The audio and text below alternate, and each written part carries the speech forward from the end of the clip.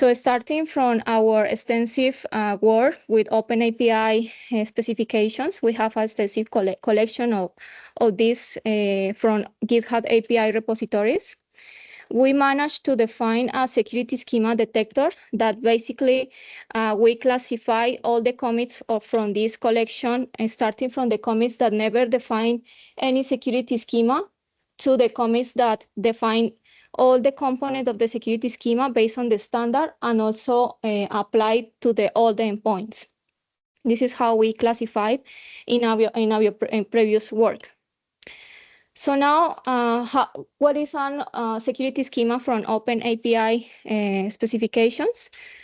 First, we have that the schema defines security definitions from two versions, starting from the version 2.0 with the name security definitions, and also from the version 3.0, the security schemas. In this particular case, we are focused on security schema name and also the security schema type for the commits that have all the security schemas documented in the OpenAPI files. Then, to understand this analysis, I wanted to share with you also what is the Open Source Vulnerability Database.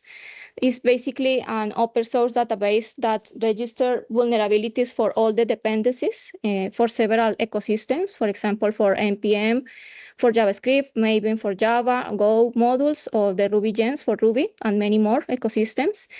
So we take at the moment just for these 5 ecosystems. And why we take also this open source vulnerability database because they provide us for the affected version of the dependencies, all the vulnerabilities that include that dependency in that case.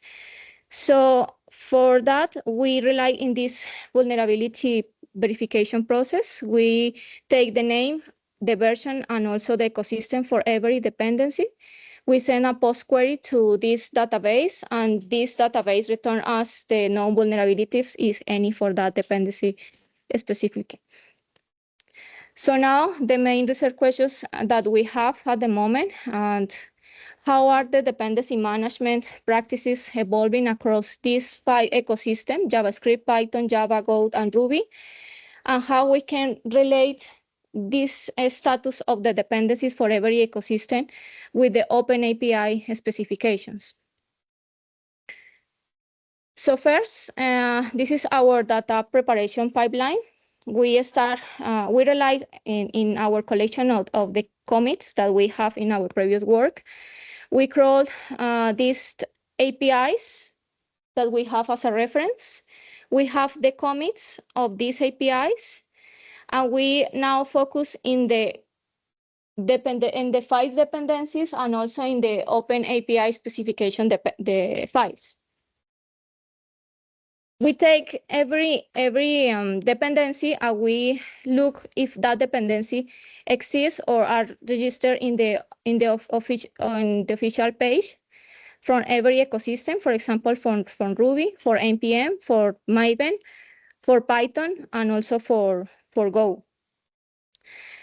Once the dependency is verified in that official register, we can see if the dependency is deprecated or is unofficial. We also take the dependencies and we ask for them in the OSV database, and we classify them and we extract them, the dependencies with vulnerabilities. Then we have the entire collection of the commits with API of the APIs with OpenAPI files and also with the dependency, in this case, log files for the dependencies. We also filter as a final step because we found some commits without some of the files, without OpenAPI specifications, or also without any dependency files. So this is the model of our dataset. We first relied on the repository, and in the previous work, we take the owner, the name, and also the branch where the file of the dependencies are implemented. we take for the commits the date time or the timestamp. So we focus on the dependency files that we are sure that they are log files at the moment. Also, we identify for the ecosystems. And then we construct every dependencies with the name and the version, and also we declare or parsing the ecosystem depending of the dependency file. So for this, we have these dependencies classified as deprecated ones and unofficial, where the dependency is never found in the official register. And also we take the data from the OSV database.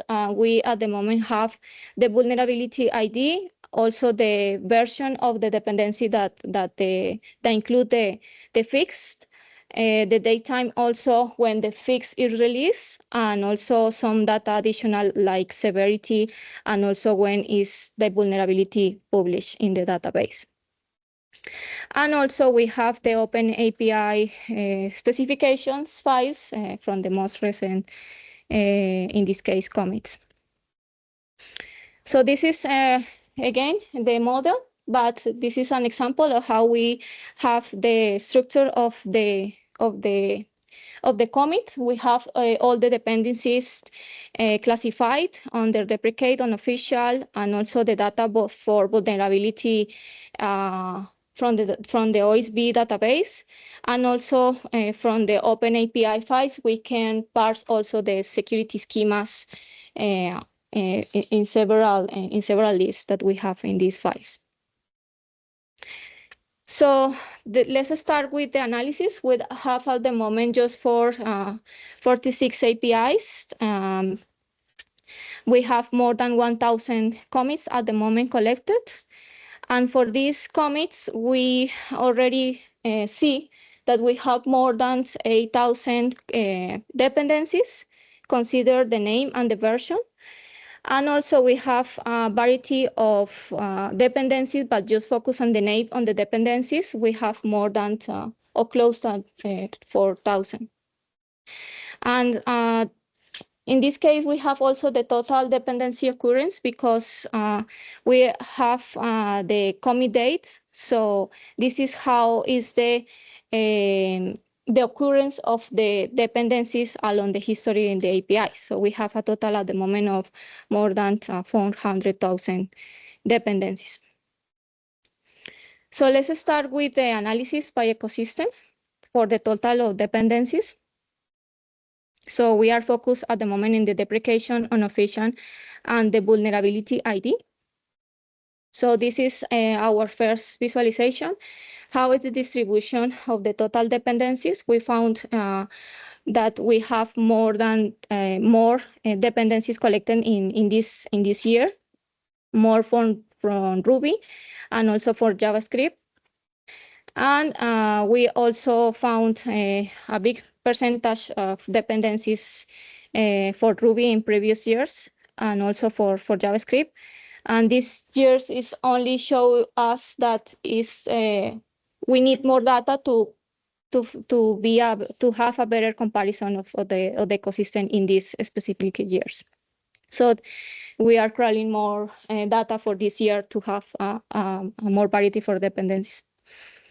So this is our first global results. We have for every ecosystems the total of the instances, and also we can see, for example, more dependencies in name and version changes from Go ecosystem, and also from Ruby, and also for JavaScript. The majority of them are collected in these ecosystems. So let's start with the deprecate dependencies analysis. So here we have just the total of the deprecate dependencies. We have the absolute numbers. We found that there are more deprecate dependencies for Go at the moment, collected more in this year. And also for Java, we have in this year more deprecate dependencies, close to 17% in this case, and for Java, 7-8%. And we also see from previous year, as we saw for Ruby, all the dependencies from Ruby are deprecated. And well, this is expected. We expected that all of them are deprecated. So our detector at the moment is showing a correct data in a correct way for this ecosystem. And specifically data for 2021, we see, for example, this quantity of dependencies, majority for JavaScript. This around 78% of the dependencies are deprecated in this year for JavaScript. Well, and this is the analysis, more complete. We have in percentage for every ecosystem, how they are having the percentage, and also we see major deprecate dependencies in Go.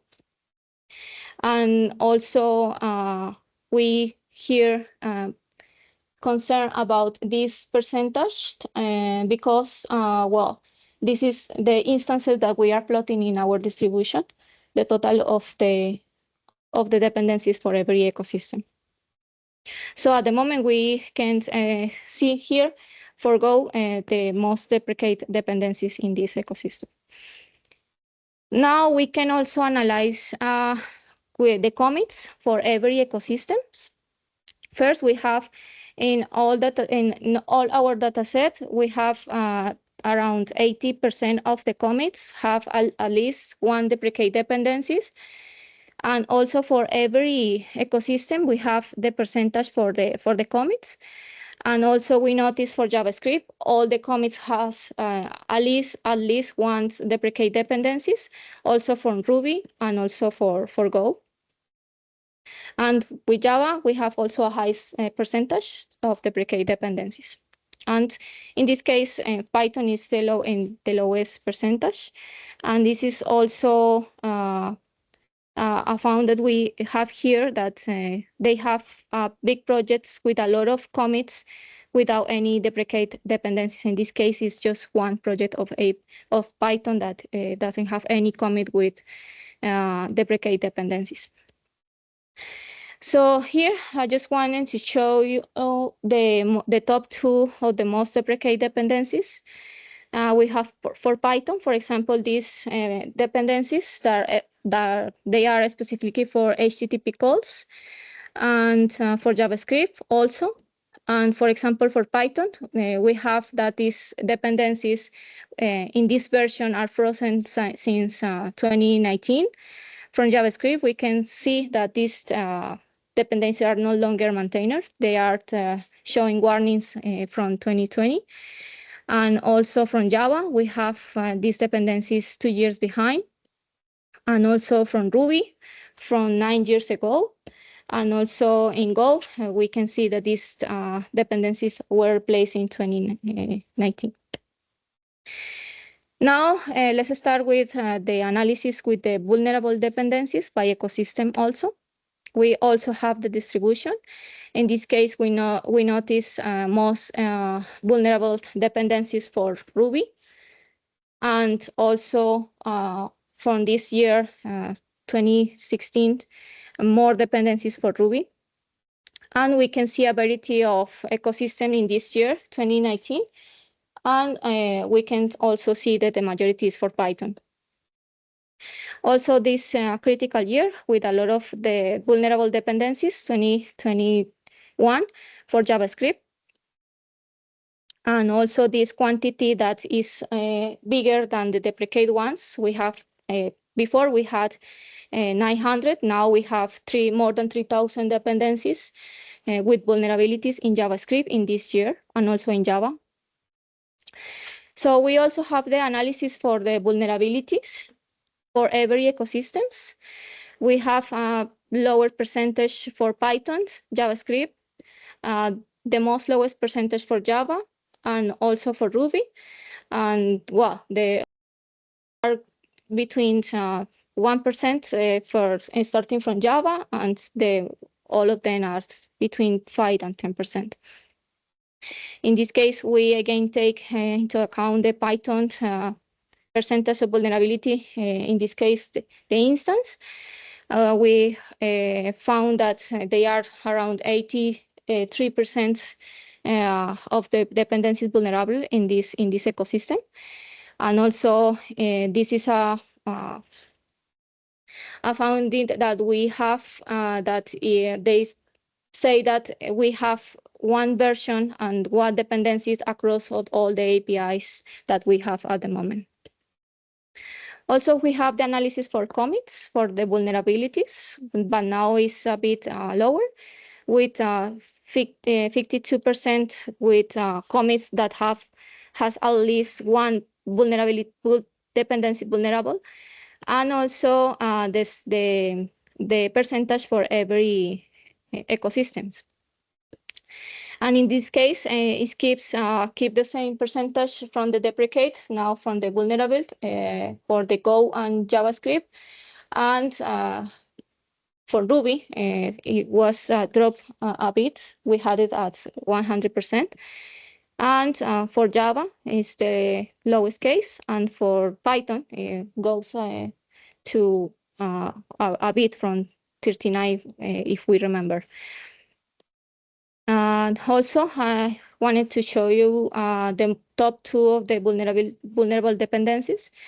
In this case, for all the ecosystems, we have some vulnerabilities related, for example, for Python, that allowing the attackers to steal credentials. And for example, for JavaScript, vulnerabilities related with the cryptographic and also malicious URL parsing.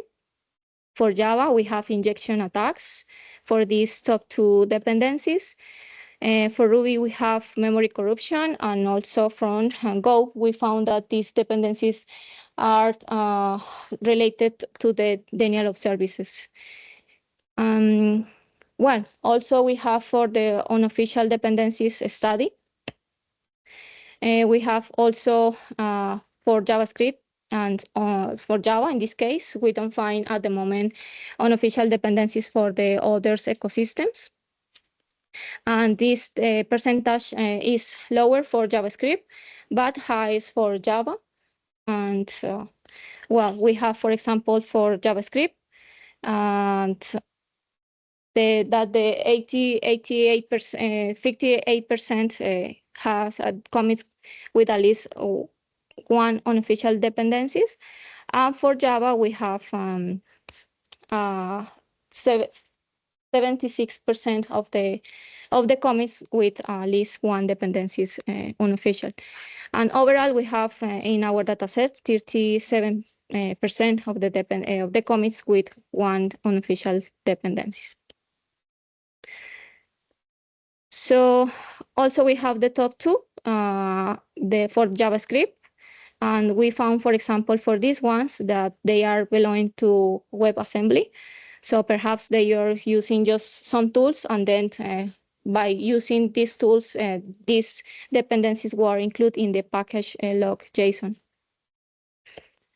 So now how we can relate this study to the OpenAPI specifications that we have in the commits also. So we are also looking, in this case, just the documentation from the standard for every commit. And we have, for example, for Python, now we classify the commits, and we have the total of the dependencies. And these classifications is related, for example, for the versions. And we have the security schemas for version 3.0. And we have, for example, the security definitions for version 2.0. We have also commits that use both of the version. We have also commits that never define any security schemas in the OpenAPI specifications. So in this case, for Python, we saw that they use for the recent commits all the security schema application in the version 3.0. And we saw, for example, for these total dependencies that in the previous year, the dependencies were implemented under commits without any security specifications, and which is expected from these previous years.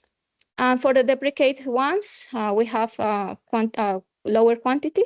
If we remember, is 8% around the deprecated dependencies for Python. And where they are using, even if they are deprecated, they are using security schemas at the moment in version 3.0. And also we can see the most common security schemas types. And we can also see how Python applied it more for API key. For vulnerable dependencies for Python, we saw that all the vulnerable are in this previous year, which is expected also. And now we can see that we have vulnerable dependencies in the recent years, but are protected with security schemas in version 3.0. So now we can see in the JavaScript, this is the classification of the commits with more incidence for commits without any security schemas. And we can see, for example, this percentage for the most recent year, that is around close to 100% of the commits we have without any security schemas implemented in their commits, even if they are deprecated also. And also we can bring it the security schema types. Related to the vulnerabilities, we can also see commits without any security schemas, a major incidence here. And well, also for the recent years, highest percentage for these commits. Okay, for Java, we starting to see most variety of the ecosystems, for the classification of the commits. And in this case, more dependencies from the recent year. We also found that in Java projects, they apply both security schemas and also security definitions, but still we have commits without security schemas in the Java in the most recent year. So related with the vulnerable, with Java, we have also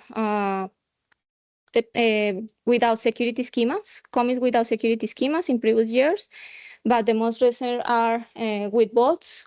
We can see that commits are protected, and well, also we can see that it's close to 100% of this. And still we can find for unofficial dependencies some of the commits without any security schema implementation. For Ruby, we don't have much data with these ones. We are trying to collect more APIs for this, but at the moment we are starting to see that Ruby, the commits from Ruby applied all the security schemas. We don't find any commits without security schemas. So this is a good approach at the moment for Ruby.